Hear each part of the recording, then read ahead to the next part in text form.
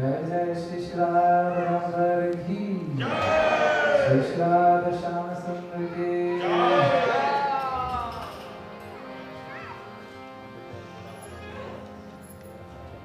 नमामि ईश्वरं साक्षी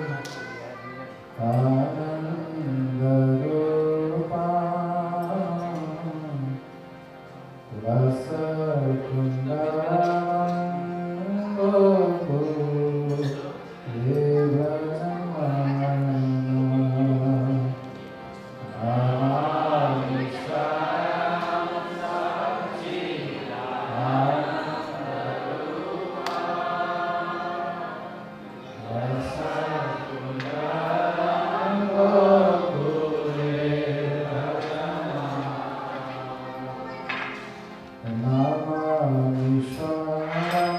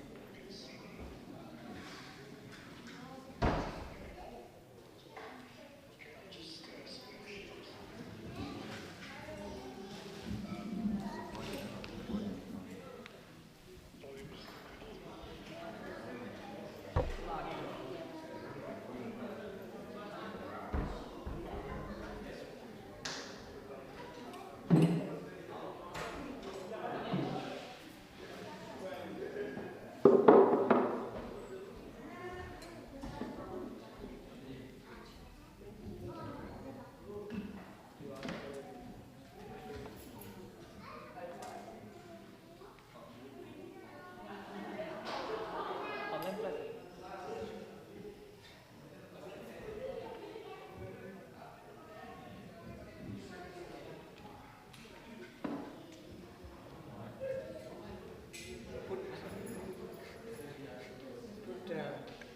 laptop here.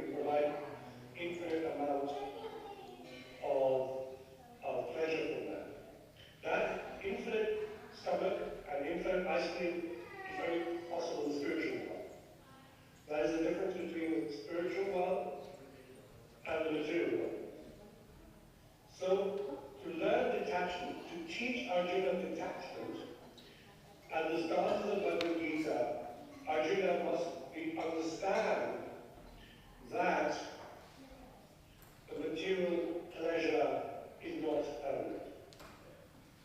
If Arjuna is thinking material pleasure is permanent, then he will be attached to the material world.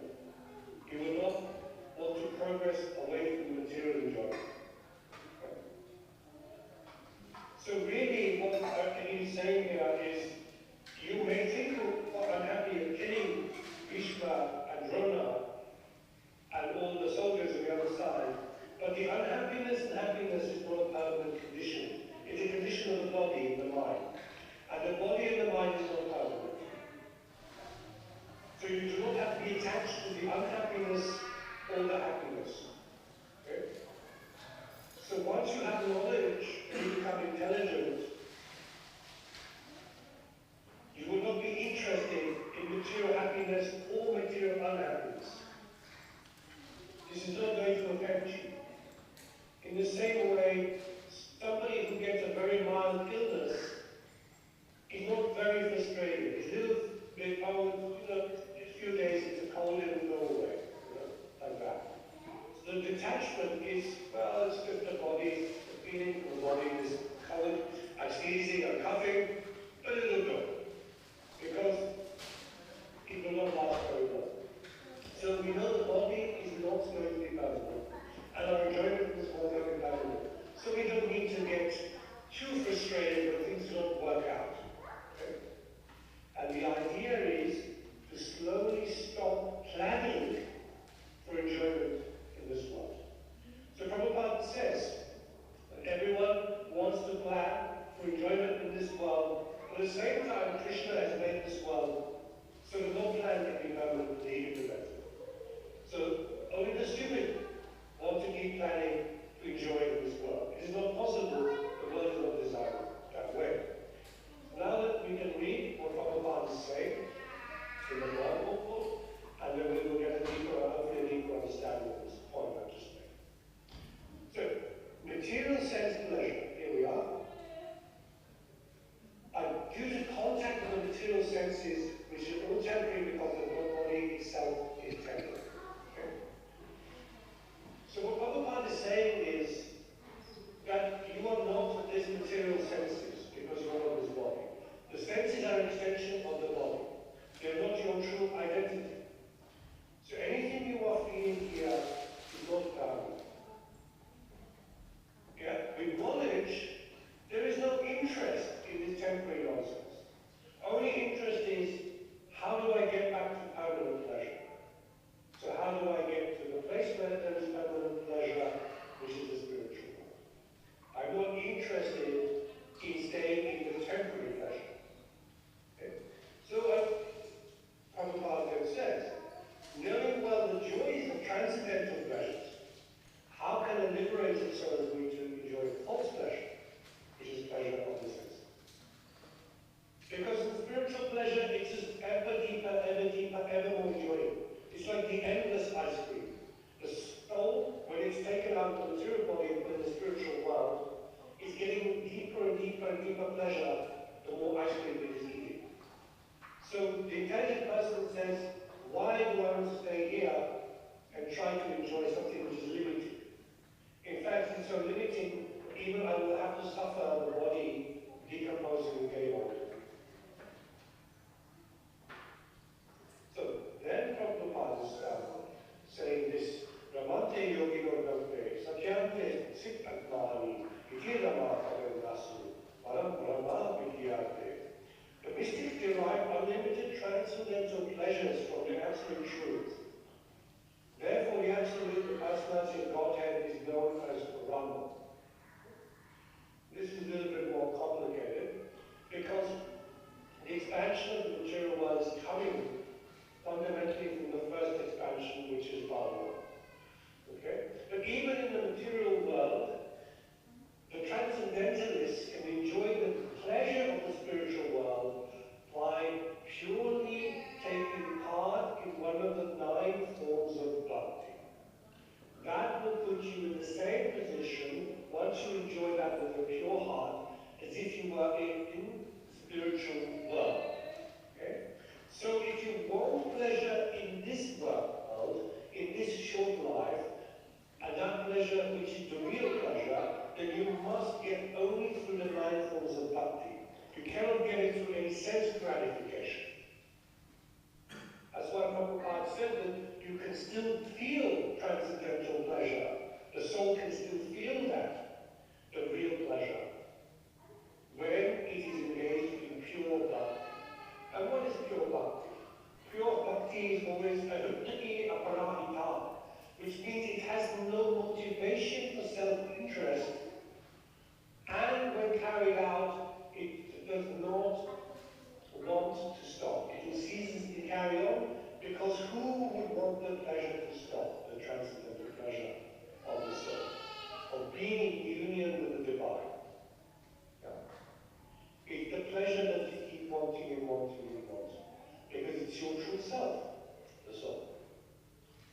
So, this is one of the verses you have to learn from Bhakti Veda, because it was cited by Prabhupada many times in different places. Dayam deho ke hafajam roke, kastan kamal arhati vijamye, tapodiyam utrata devana satram, sadiyet yasmat brahma sukam tva antam.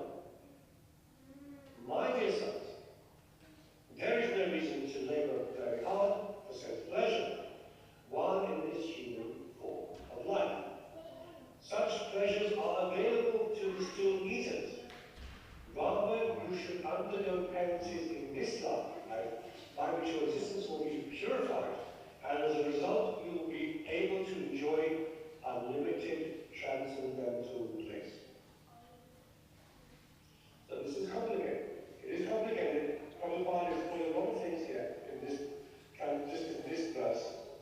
Okay? So, in order to begin the journey out of this world, you have to purify your existence.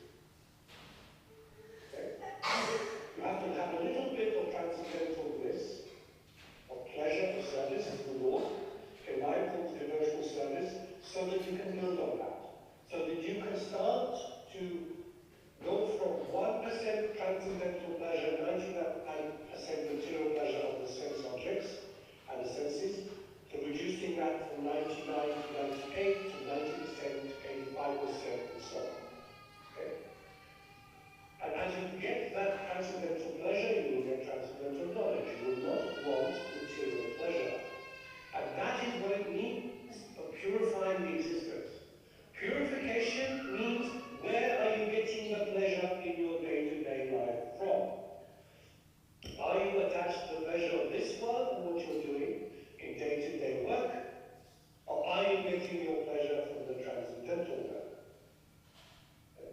At some point it will become like 50-50, and then you will have to go, okay, which one do I want? Okay?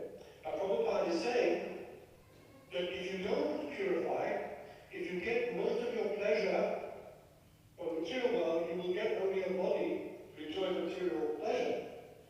So that would be like the body of a hog. Because the hog is not interested in reducing material pleasure, increasing transcendental pleasure. It does not have that intelligence. So a human being in this life, whose only interest is material sense gratification, has said to Krishna, actually, I just want animal body. I'm not interested in transcendental body, which is the soul. I want to stay here in many, many different forms, and my impulses will tell you which form I want. Whether it's lion, tiger, or cat, or some pet, or something else. Okay? Because I still want the bodily senses, and that is where I want to derive from. I don't want to acknowledge you. Okay? So, that is the unpurified state. In Kali Yuga, of course, the entire society is geared up towards perpetual rebirth in this material world. Because the entire society is valuing bodily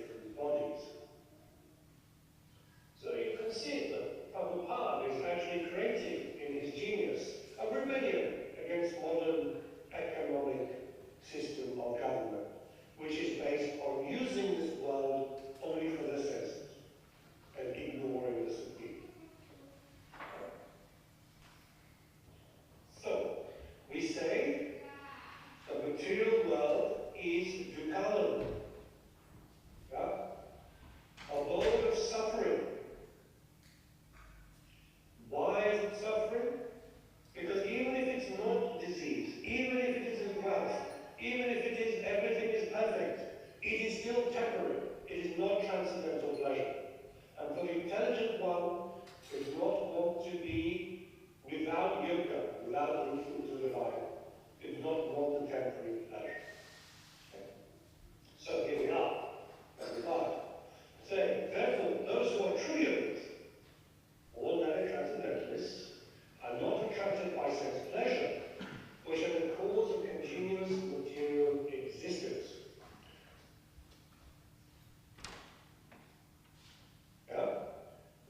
Here the government is being voted in to keep everyone in the material world as dogs and hogs.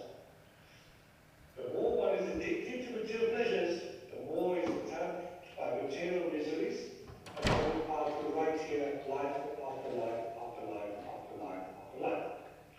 Okay. So, where does the sanity begin in this process? The sanity begins with the process of hearing and chanting. Hearing about the Lord, the Lord's instructions, and chanting the holy names of the Lord. That will open the door to purification. Okay? Because japa is, for example, a form of austerity. You are stopping material activity and remembering the Lord for a certain portion of your day. The more you do that, the less you will be exposed to sense pleasure. Why? Because the soul's nature is to look for pleasure. It does not like to do nothing. Okay? Even when sleeping, it is dreaming and trying to find pleasure. Okay? So we are looking for pleasure because that is our nature. It's a part of our being. But we are looking for it in the wrong place. So, where does this lead us? Where does it lead to the intelligent human being? Well, we know verse 29. Again, the conclusion of the chapter on Karma Yoga. Vokkaram yoga tapasam, sarva lokam mahiswaram, sudam sarva bhutanam, tinadva mam samtirachati.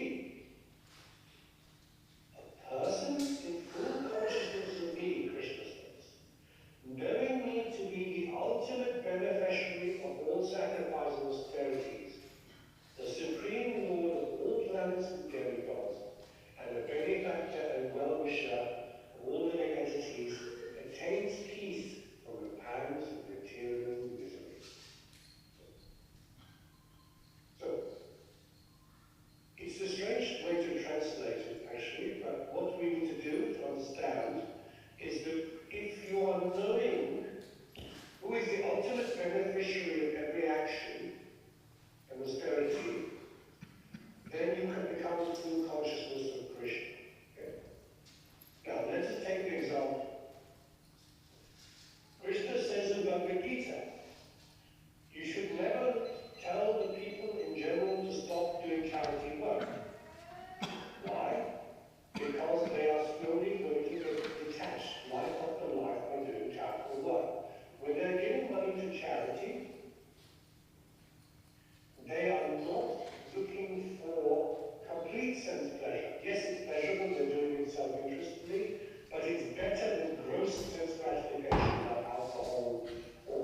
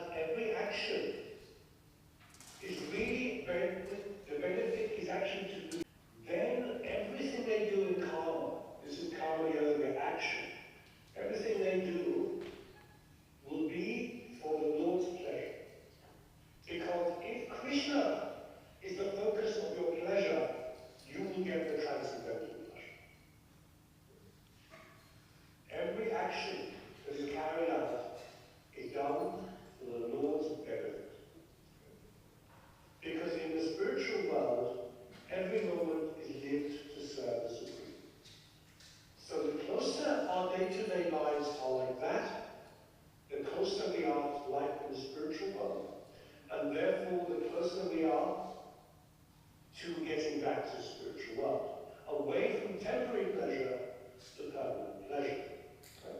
And so, always stay in yoga, always stay in full consciousness of the Lord.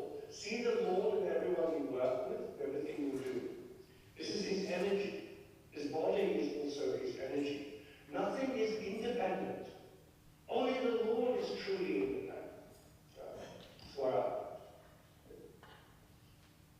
And in the movie we saw recently, if you read this, the Lord is the benefactor and the well-wisher of all living entities. So in the movie Avatar, Nrsimha, at the end, before Nrsimha appears, Prahlad Maharaj is explaining to his father, Hiranyakasipu, that even the enemies of the Lord are more dear to the Lord than a child in the material world is dear to the mother. That is the phrase he uses. Because they are a part of the Lord. The Lord is not wanting the living entity to suffer, to get old, to get disease, have the threefold forms of misery. Threefold forms of misery are misery from demigods, natural appearances, this body, the mind, and other living entities, which happens in the material world. No, the pain is designed only to go back to the Lord. In the same way, a naughty child is often told off and has the toys taken away by the parent. The Lord is the ultimate parent. So He has designed a system where eventually, by the mercy of devotees and the mercy of the system of frustration of the material world, the living entity finally has the intelligence to begin questioning why he is here and then approaching the Lord. So, what happens when that intelligence comes? You attain the peace and the pangs of material misery. That's why in our movement you often see that when many elevated devotees, not just swamis, but many elevated devotees, are leaving their body or suffering physically, they're still in transcendental bliss, because they are now engaged in a position beyond the senses. Even in great illness, Bhakti Tirtha Swami was able to enjoy kirtan, even though he was suffering from cancer. Because his pleasure was no longer from the bodily senses. So, Prabhupada is saying here, the conditioned souls within the clutches of the illusory energy are all anxious to take peace in the material world. So in ignorance, the pleasure is frustrating and looking for pleasure of the senses. To find that constant, oh, I'm happy, happy, happy. But that is not possible in the material world. There is no design for that. They do not know the formula for peace, which is explained in this part of the Bhagavad Gita. The greatest peace formula is simply this. Krishna is the beneficiary of human activities. Because every activity in the material world ultimately is designed to one day get you back to being a pure servitor of the Lord. Okay. So men should offer everything to the transcendental service of the Lord, because He is the proprietor of all planets and the demigods. No one is greater than the Creator, than Krishna. He is greater than all the demigods, because they get all the powers from Krishna. He is the greatest of the demigods, Lord Shiva.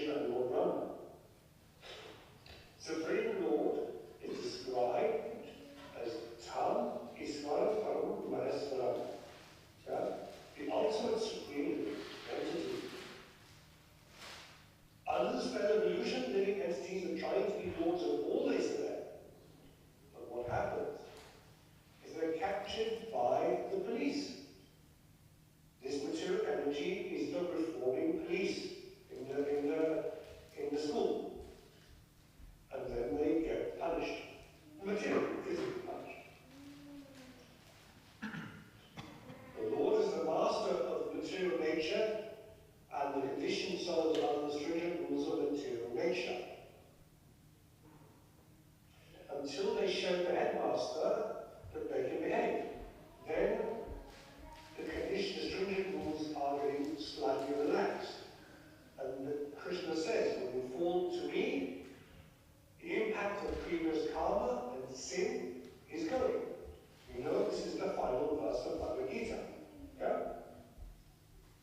So here you have stringent rules of material nature and the karmic reactions that react every time we have material energy. But then we know, Krishna will say to Arjuna, this is working, she's not, in 18.6, you know, give up all varieties of religion and surrender unto me.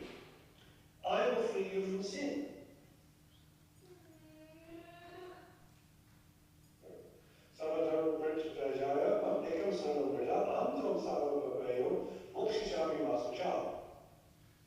Why?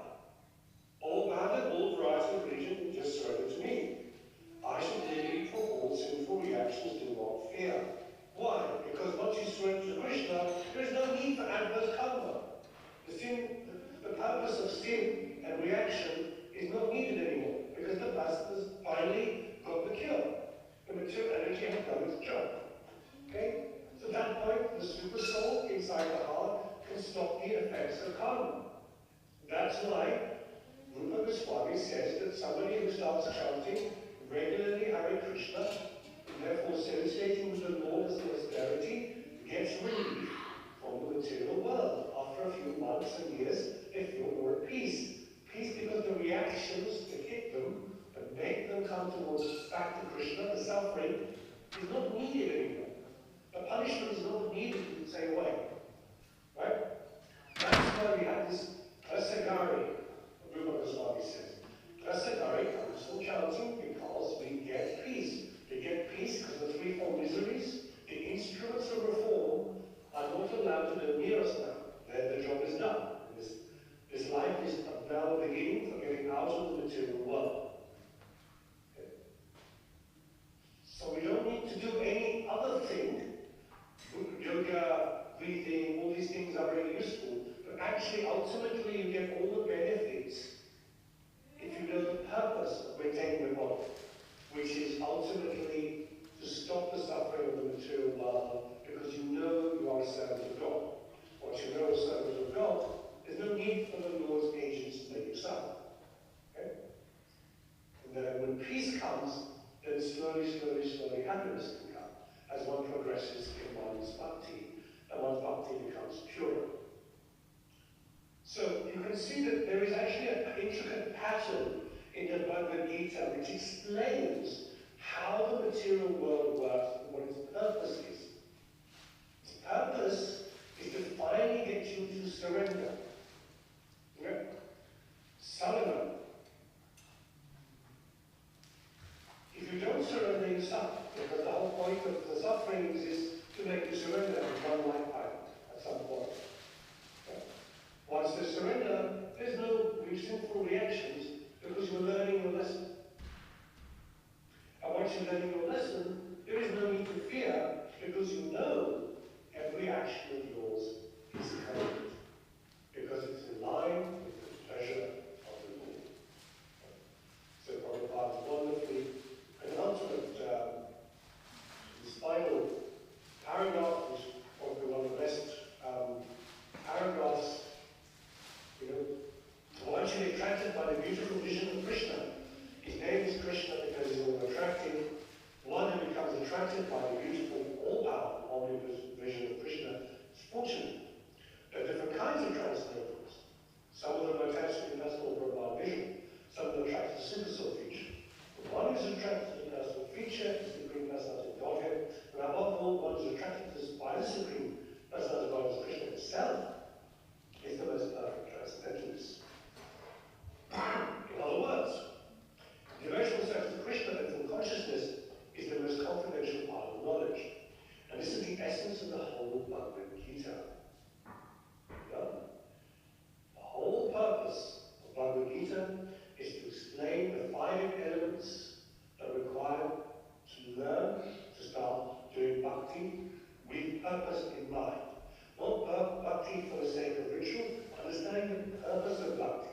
which is to decrease sense gratification, understand it as temporary, and to increase transcendental pleasure through deeper and deeper practice of life forms of love.